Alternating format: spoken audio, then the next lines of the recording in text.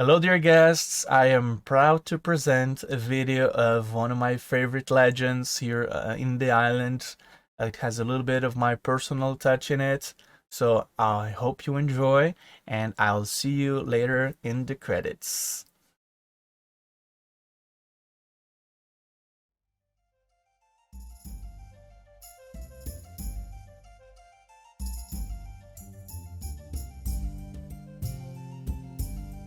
The place we know today as Sete Cidades was once just a little settlement. The Portuguese king had just offered the valley to a single ruler and his family. Orders were for them to move there, along with some settlers, to clear the surrounding lands and turn them into productive farmlands. As soon as they arrived, the workers settled in the south side of the valley and immediately began deforesting and plowing the ground. It wasn't long before they started working on the other side as well. At first, the only way across was done by rowboat. There were a couple of them docked at the margin of the shallow waters of the lake, deeper down the crater. Later, a high bridge was constructed, and with it, horse carts could easily transport all the necessary things from one side to the other. On top of the hill, the sovereign's house would overlook the whole valley. There, he lived with his wife, his daughter, and his servants. Shortly after moving to this new land, it had been discovered that the ruler's wife had fallen ill, to which she would perish a couple years later, leaving her husband a widower and her daughter Antilia, by the age 7, without a mother. Some years went by, and with each one it was as if the heart of the owner of these lands would grow ever colder and full of resentment. He would later become known around these parts for becoming a bitter man that was antisocial and would almost never leave his house. In the meantime, Antilia grew to become a beautiful young adult.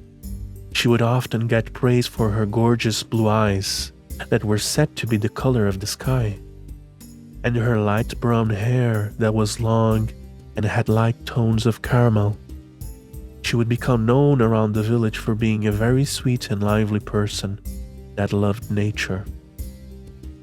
Her dad, maybe for fear of losing her too, would never let Antilia leave the mansion, but eventually she would find a way to sneak out and go explore. One sunny day, she was walking through the woods, and suddenly she started hearing a faint melody coming from afar.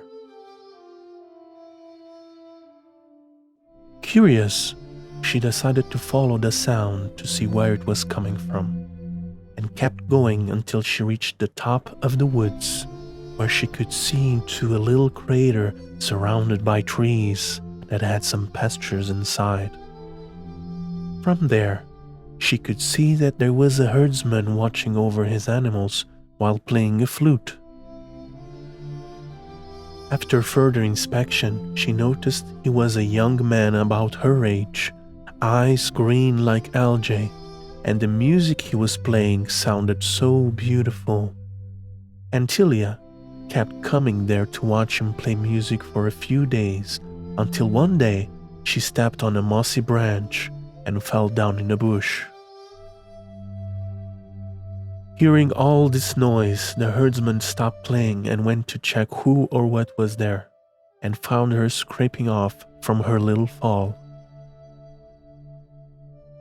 At first, they were a little shy, although they found the whole ordeal funny.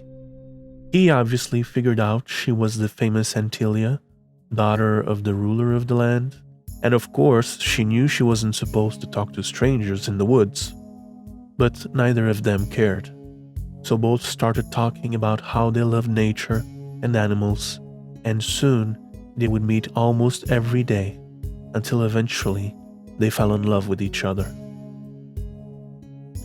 They loved to walk around the nature of the valley, and they liked one place in particular for its peacefulness. This place today is called Baía do Silêncio, Bay of Silence. Their secret relationship kept going for some time, and eventually, one day, the herdsman, with approval from Antilia, decided to go talk to the ruler and ask him for her hand in marriage. After the man finally accepted the meeting, the young lover explained the situation respectfully and asked for the sovereign's permission to marry his daughter, and soon enough, the man entered a rage frenzy, denying anything the herdsman had to say and forbidding the young man of ever seeing Antilia again. Watching this scene unfold, Antilia locked herself in her room crying and didn't want to talk to anyone, not even her dad. 2 days have passed and she was still locked in her room and without eating.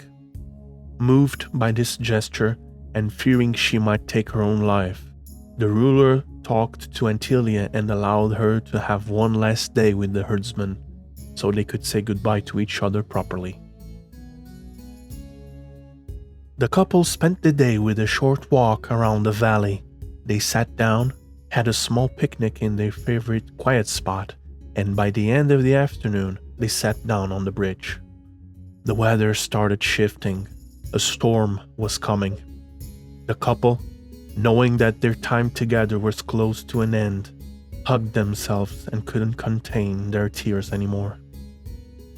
As they looked at each other again, raindrops started to fall on their faces, mixing up with their tears, and in a moment's notice, it started to rain. As the rain intensifies, they just sit there. They wouldn't afford one last second together before their last day runs out. They stayed there embracing each other and crying until it was time to go. A huge storm came in that night, and it rained heavily for days. When the rain finally calmed down, thick fog settled in, making it impossible to see anything. After some days, the weather finally started to improve. Some woodcutters were working on the ridge of the valley when the fog started to lift. As they looked down, they were suddenly perplexed by what they had just seen. The level of the water had risen to a new height. On the larger side of the lake, the water had turned into a beautiful sky blue color, and on the other side of the lake, the same water had turned into an algae green tone. It is said that even nowadays, if the day is just right, you can sometimes still see the representation of their love in the colors of the lake. Now, for some people, this is the end of the story, but I believe something has been kept a secret all this time. You see, right next to Sete Cidades lake, there is a small little lake, surrounded by trees on all sides, forming almost a little crib, and the name of this lake is the name of a little boy called Santiago. So maybe, just maybe, this story didn't end all that bad.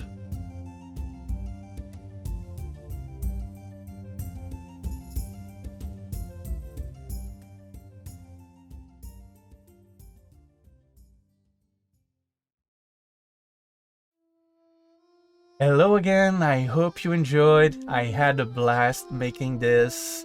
Again, it's one of my favorites, very beautiful story that I loved since childhood. So I hope you enjoyed and keep up with your great Azorian adventure. See you soon.